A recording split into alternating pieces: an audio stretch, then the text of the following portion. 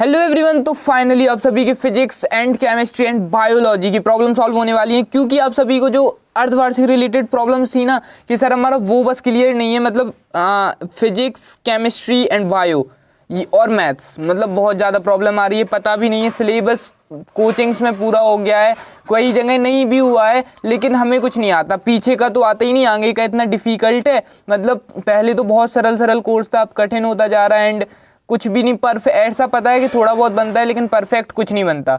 तो यार लिटरली आप सभी के मतलब काफ़ी ज़्यादा डाउट्स हैं एंड सभी डाउट्स को क्लियर कर देते हैं हम वीडियोज़ में, है ना।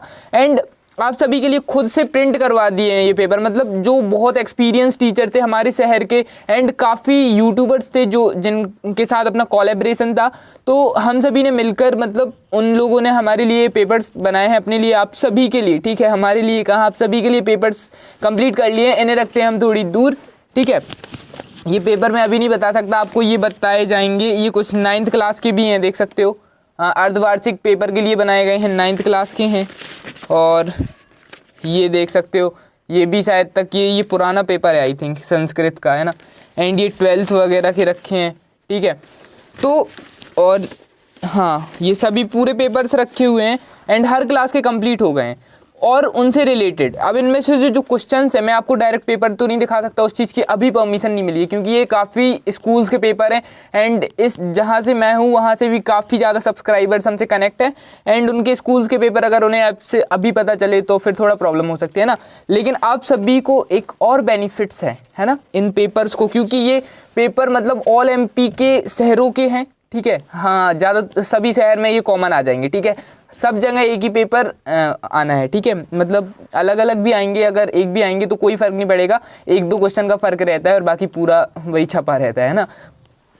चलो, तो इनके क्वेश्चंस आपको फाइंड आउट कर लिए, आपके पूरे क्वेश्चन बैंक में मिलेंगे। 1-2 क्वेश्चन बैंक में नहीं है, तो मैंने इस कॉपी में नोट डाउन कर लिए हैं, देख सकते हो। पूरे इंपॉर्टेंट क्वेश्चंस नोट डाउन कर लिए हैं, है ना, पूरे कर लिए हैं ना गाइज। लाइट चली गई थी यार। चलो, यहाँ पर अब आपको मैं बता देता हूँ कौन कौन से क्वेश्चंस कंप्लीट करने हैं आपके अर्धवार्षिक के लिए, ठीक है ना। चलो, टेंशन नहीं लेना है, कुछ सब बहुत अच्छे एग्जाम जाने वाले हैं। ओके गाइज, सबसे पहले ये आंसर याद कर लेना है, आवेश का क्वांटीकरण किसे कहते हैं, ठीक है। इसमें आपको मैं बता देता हूँ, जो फर्स्ट हिस्से है स्थिर वैद्युत से आपका एक मतलब 3 नंबर का एक क्वेश्चन आने वाला है और 2 नंबर का एक क्वेश्चन आने वाला है, और बाकी ये ऑब्जेक्ट भी एक का आने वाला है। तो इसमें से आपको ये वाला क्वेश्चन कर लेना है, गॉस प्रमेय वाला। इसको बोलेंगे ना महा इम्पॉर्टेंट। मैं आपको इसमें तो समझ में नहीं आएगा, ठीक है, मैं आपको इजी वाला बता देता हूँ। इतना इजी है ना कि एक बार देखते ही कंप्लीट होने वाला है आपका, है ना। ये माइक गिर गया, 1 सेकेंड। चलो ठीक है, आप ये वाला देख लो अगर आपको ये समझ आता है, ठीक है। ये वाला भी है ना, ये गॉस वाला आप यहाँ से भी देख सकते हो एंड ये देख सकते हो यहाँ पे, ये रहा, ठीक है। मैं आपको इजी वाला गॉस बता देता हूँ, ये है। तो गाइज ये रहा आपका गॉस की प्रमेय, ये 3 फॉर्म में पूछा जा सकता है आपको, ठीक है। ऐसा क्वेश्चन आ जाएगा, वैद्युत क्षेत्र की गॉस की प्रमेय का उल्लेख कीजिए तथा इसकी सहायता से अनंत विस्तार की समतल आवेश प्लेट के निकट वैद्युत क्षेत्र की तीव्रता ज्ञात कीजिए। सेकंड ऐसा आ सकता है डायरेक्ट कि गॉस की प्रमेय की परिभाषा लिखिए सिंपल फॉर्म में, या एक और तरीके से ये लोग बना देते हैं, किसी रेखीय आवेश के कारण किसी बिंदु पर वैद्युत क्षेत्र की तीव्रता इस प्रकार की सहायता से ज्ञात कीजिए। एंड वो लोग वार्षिक पेपर में ये क्वेश्चन देने वाले हैं, ये वाला दे देंगे, ये वाला अगर उन्होंने ये दे दिया तो मैं गारंटी देता हूँ मतलब 90% बच्चे घूम जाने वाले हैं कि ये क्या ही चीज़ है, यहाँ पर गॉस की प्रमेय तो लिखा नहीं, तो कोई कैसे ही समझ पाएगा। तो वही चीज़ की अपन को प्रैक्टिस करनी है, मैं वो चीज़ मैं आपको प्रैक्टिस कराऊंगा, ठीक है ना। चलो, यहाँ पर आपको ये रहा पूरा आंसर, बहुत इजी वे में। सबसे पहले तो सूत्र लिख देना है, फिर प्लस क्यू के कारण इसका ये पहला समीकरण बना देना है, फिर आंतरिक घन कोण का ये वाला दूसरा समीकरण बना देना है, ठीक है गाइज।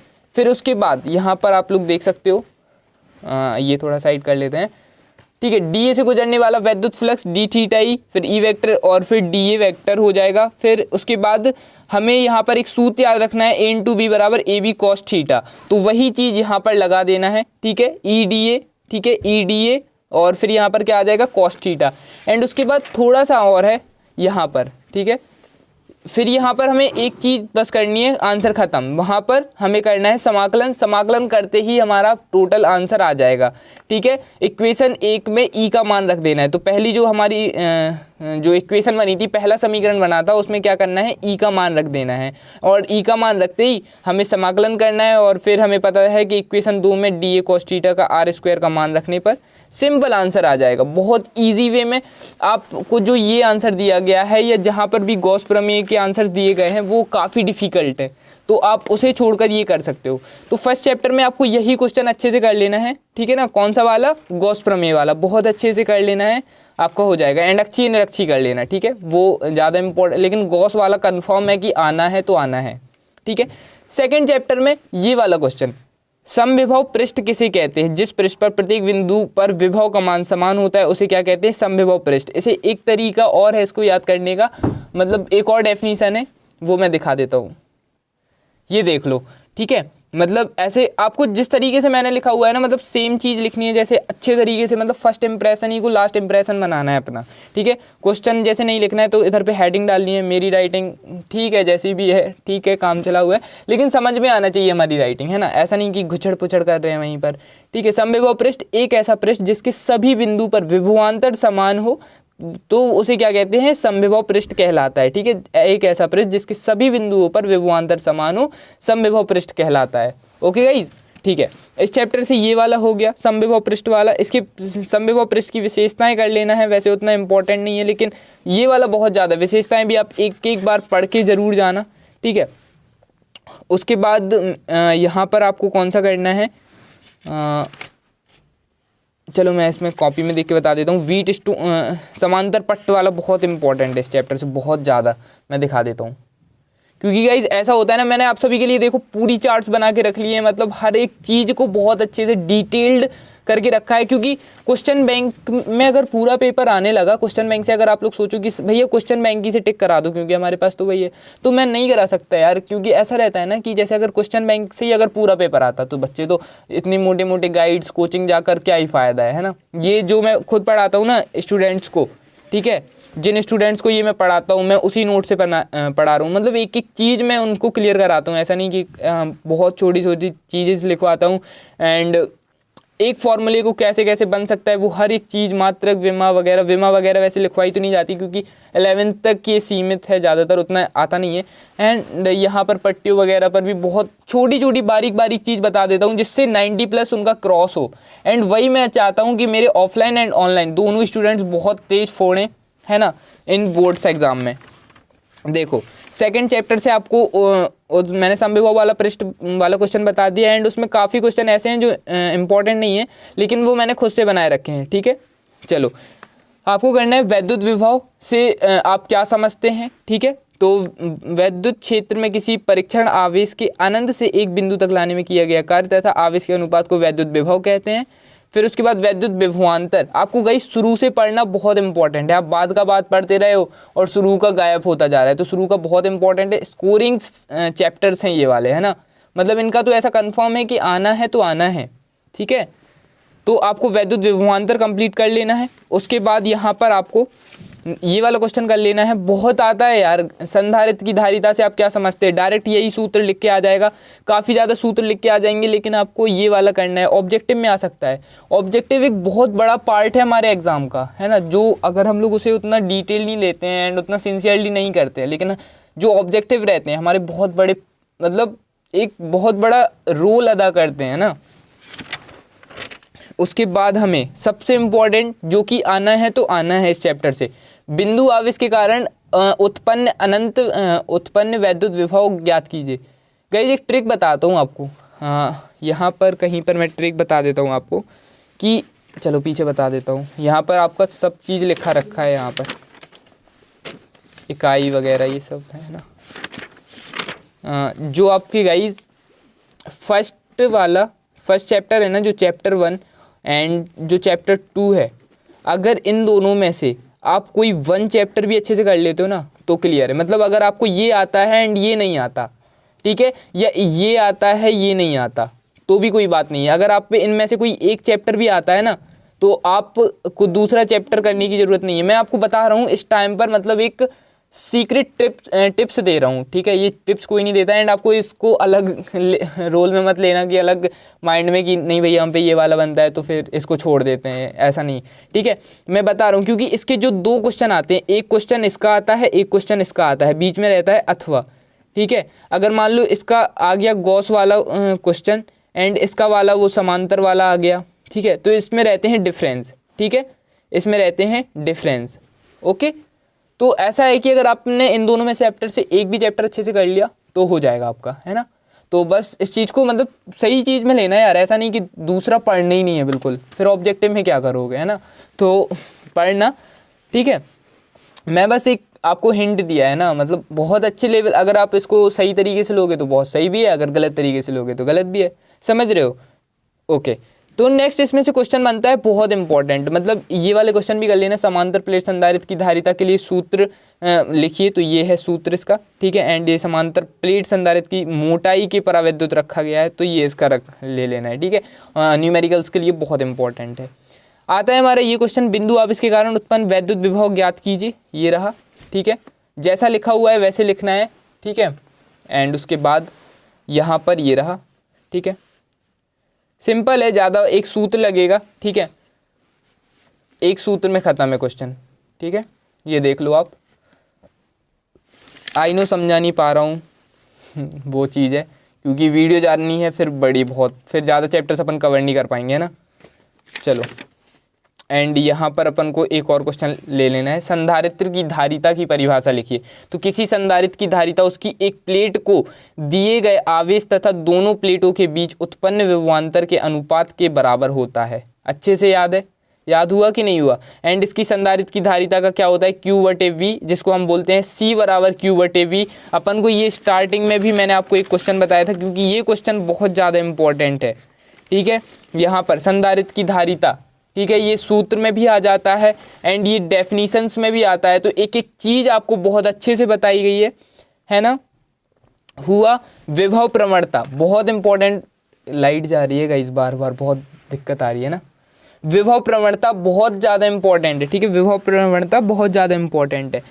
वैद्युत क्षेत्र की दिशा को दूरी परिवर्तन के साथ विभव परिवर्तन की दर को विभव प्रवणता कहते हैं, ठीक है, ये वाला कर लेना है आपको। उसके बाद आपको इस चैप्टर से चलना है दूर, फिर आ जाते हैं अपन लोग वैद्युत धारा वाले चैप्टर पर, ठीक है ना। यहाँ पर आपको कौन कौन सा क्वेश्चंस कर लेना है, यहाँ पर आपको ये मोटर गाड़ी को स्टार्ट करने में हेडलाइट कुछ मंद हो जाती हैं, आना है तो आना है, ये क्वेश्चन कंफर्म है, बहुत इंपॉर्टेंट क्वेश्चन है गाइज ये वाला, ठीक है। मोटर गाड़ी को स्टार्ट करने पर उसकी हेडलाइट मंद क्यों हो जाती हैं, डिम क्यों हो जाती हैं, ठीक है, बंद क्यों हो जाती हैं, तो वो बैटरी रिलेटेड बताना है कि विभवांतर काफ़ी गिर जाता है, ठीक है। जो IR होती है तो उसकी बैटरी की प्लेटों के बीच विभवांतर गिर जाता है, जिस कारण हेडलाइट कुछ मंद हो जाती हैं, है ना। चलो, उसके बाद आपको कर लेना है इसमें से किरचॉफ के दोनों नियम बनने चाहिए, दोनों नियम बहुत आसान है इसमें, ठीक है, बहुत ईजी, मतलब पहला रहता है कम मार्क्स का, दूसरा ज़्यादा मार्क्स का रहता है, तो दूसरे को ज़्यादा फोकस करना, एंड पहला तो करना, पहले में है ही क्या, ठीक है, 2 रेखाएं अंदर जाती हैं, बाकी की बाहर जाती हैं, ख़त्म, ठीक है। जिसमें I1 I2 minus I2 minus I3 I4, देखो यहाँ पर ये लिखे हुए हैं ना, ठीक है, बहुत ईजी है। उसके बाद वीट स्टोन, ये दोनों कंफर्म कर लेना, किरचॉफ हो गया, वीट स्टोन हो गया, उसके बाद आपको नहीं करना है, ठीक है।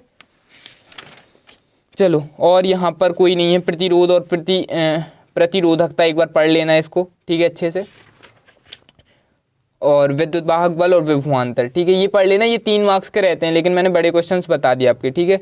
सेल का आंतरिक प्रतिरोध किसे कहते हैं, किन किन कारणों पर निर्भर करता है, ये वाला कर लेना, ठीक है।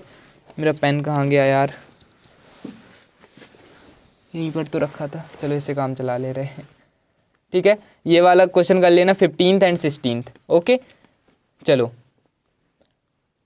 इसमें से एक क्वेश्चन आता है, मतलब किरचॉफ के नियम एवं, मतलब किरचॉफ का दूसरा नियम किस संरक्षण, तो ऊर्जा संरक्षण वाला, ये क्वेश्चन 1 नंबर में 1 वर्ड में तो कंफर्म पूछा ही जाता है, ठीक है।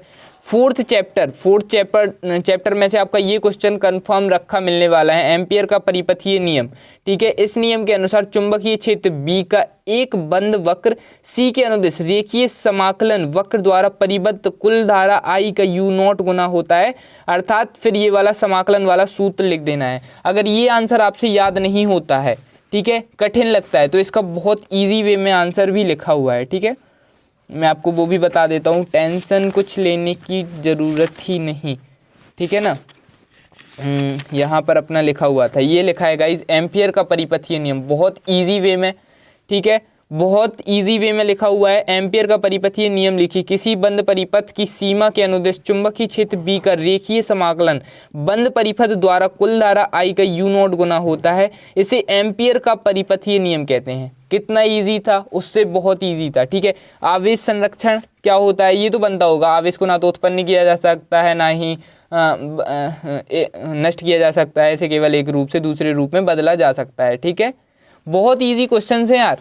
ठीक है, आप जो फिजिक्स को अगर सोच रहे हो ना कि ये बहुत कठिन है, तो आपको कठिन लगेगी। अगर आप सोच रहे हो कि यार नहीं मुझे तो आता है एंड ये इजी है, काफ़ी इजी कॉन्सेप्ट्स हैं, तो इजी लगेंगे। रियलिटी है, ये सब माइंडसेट का खेल है ना। अगर आप मेरे इंस्टाग्राम पेज को फॉलो करते होगे तो मतलब मैं आपको ऐसे ऐसी चीज़ें उसमें अपलोड करता रहता हूँ। ठीक है, बहुत आपका मतलब वो चीज़ भी, मोटिवेशन भी बहुत इंपॉर्टेंट, तो आप वहाँ पर भी हमें फॉलो कर लीजिए। ठीक है, चलो इसमें आपको ये अमीटर वोल्ट मीटर वाला क्वेश्चन कर लेना है, और इसके बाद यहाँ पर और उतना कोई खास क्वेश्चन है नहीं। ठीक है, चुंबकीय बल, वैद्युत बल इस बार तो शायद तक नहीं आएगा, अभी तो अर्धवार्षिक में नहीं आएगा ये। ठीक है, आ भी सकता है, पढ़ लेना, उसमें कोई दिक्कत नहीं है। ठीक है, संट क्या है, संट एक कम प्रतिरोध का तार है, आपको ये बन जाना चाहिए। एंड संट अगर यहाँ से याद नहीं होता है तो उसके लिए भी आपके आंसर दिए गए हैं भैया, साथ है ना टॉपर सॉल्यूशन।